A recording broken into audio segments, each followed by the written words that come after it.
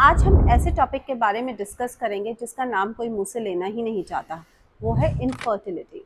नमस्कार, मैं doctor Pooja Rawal, Guruji Rawal hospital Sonipat से आज आपसे डिस्कस करना जा रही हूँ causes of male as well as female infertility. Infertility एक मेडिकल कंडीशन है, लेकिन इससे जो जुड़े हुए स्ट्रेसेस और कॉम्प्लिकेशंस लोगों की लाइफ में होते हैं वो इसको और भी गंभीर रूप दे देते हैं। इनफर्टिलिटी का सिंपल मतलब है कि अगर कोई कपल 1 साल तक अनप्रोटेक्टेड इंटरकोर्स कर रहे हैं और फिर भी वो कंसीव नहीं कर पा रहे हैं तो कहीं ना कहीं प्रॉब्लम है, या फिर उन्हें इनफर्टाइल माना जा सकता है। यदि किसी फीमेल की उम्र 35 ईयर्स से ज़्यादा है तो हम इस टाइम पीरियड को 6 मंथ्स का मानते हैं, ना कि 1 साल। अब इनफर्टिलिटी की प्रॉब्लम सिर्फ फीमेल से जुड़ी होती है? नहीं, मेल फैक्टर इनफर्टिलिटी भी उतनी ही इम्पॉर्टेंट है, क्योंकि बच्चा पैदा करने के लिए हस्बैंड और वाइफ दोनों का सेहतमंद होना ज़रूरी है। तो चलिए आज हम बात करते हैं मेल इनफर्टिलिटी के कुछ कॉमन कॉजेज़ के बारे में, क्योंकि हमारी सोसाइटी ज़्यादातर मान के चलती है कि अगर बच्चा नहीं हो पा रहा तो वो औरत की ही जिम्मेदारी है। ऐसा नहीं है। पहला कारण मेल इनफर्टिलिटी का जो हम मानते हैं वो है लो स्पर्म काउंट, यानी शुक्राणुओं का कम होना। पुअर स्पर्म मोटिलिटी, स्पर्म्स का धीरे धीरे या सही डायरेक्शन में मूव ना करना। हार्मोनल इम्बैलेंसेस, वेरिकोसील्स जैसे टेस्टिकल्स के आसपास वेन्स का फूला हुआ होना, या फिर जिसे हम कहते हैं वेन्स का एनलार्जमेंट होना। और जो सबसे बड़ा कारण है वो है लाइफस्टाइल फैक्टर, यानी स्ट्रेस होना लाइफ में, ओबेसिटी, स्मोकिंग, अल्कोहल। ये सब आपको नहीं करना चाहिए अगर आप जल्दी जल्दी प्रेग्नेंट होना चाहते हैं। आपके शुक्राणु की क्वालिटी या आपके शुक्राणु कितने हैं उसके लिए एक हम टेस्ट कराते हैं जिसे कहते हैं सीमेन एनालिसिस। अब हम आते हैं फीमेल इनफर्टिलिटी के फैक्टर्स पे। आजकल जो सबसे कॉमन फैक्टर देखा जाता है वो है hormonal imbalance, PCOS, polycystic ovarian syndrome. इसमें आपकी ओव्यूलेशन यानी कि जो बीज बनता है वो सही टाइम पे सही क्वालिटी का नहीं बनता और रिलीज नहीं होता, इसलिए आप कंसीव नहीं कर पाते हैं। ब्लॉक्ड फेलोपियन ट्यूब्स, यानी जो आपकी ट्यूब्स हैं यदि वे ब्लॉक्ड हैं तब भी आप नेचुरली कंसीव नहीं कर पाएंगे। ये सब इन्फेक्शन की वजह से हो सकता है, या फिर आपने कोई सर्जरी कराई हो तब भी हो सकता है, एडिशंस बनने की वजह से।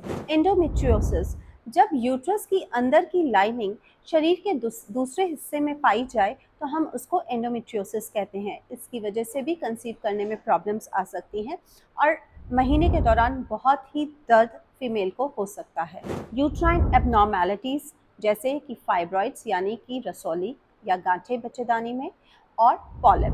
पॉलिप बच्चेदानी की अंदर की परत में एक गांठ होती है जिसकी वजह से भी कंसीव करने में दिक्कत आ सकती है। एज रिलेटेड चेंजेस, 35 साल की उम्र के बाद एग्स की क्वालिटी और क्वांटिटी दोनों ही कम होने लगते हैं। इसकी वजह से भी आपको कंसीव करने में प्रॉब्लम आ सकती है। तो आपको अपना पहला बच्चा कम से कम 35 ईयर्स की एज से पहले कर लेना चाहिए। इन सभी प्रॉब्लम्स के लिए मेडिकल साइंस में टेस्ट अवेलेबल हैं, जैसे कि आप अपना एक बेसलाइन अल्ट्रासाउंड ज़रूर करवा के रखिए। आप अपनी हिस्ट्रोसैल्पिंगोग्राफी यानी ट्यूब्स आपकी पेटेंट है, कहीं से बंद तो नहीं है, ब्लॉक तो नहीं है, उसके लिए ये टेस्ट करा के रखिए। HSG हम इसे शॉर्ट फॉर्म में कहते हैं।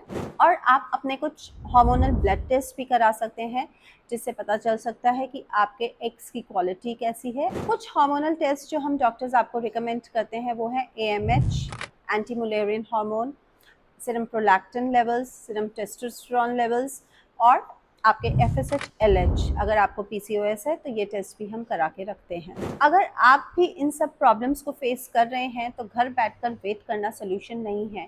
Please call out for help. अगर आपकी उम्र 35 साल से कम है, फीमेल की उम्र 35 साल से अगर कम है तो, और वो 1 साल से ट्राई कर रहे हैं और कंसीव नहीं कर पा रहे हैं, तो उन्हें डॉक्टर को कंसल्ट करना चाहिए। अगर फीमेल की उम्र 35 साल से अधिक है और वो 6 महीने से ट्राई कर रहे हैं और कंसीव नहीं कर पा रहे हैं तो उन्हें डॉक्टर को कंसल्ट करना चाहिए।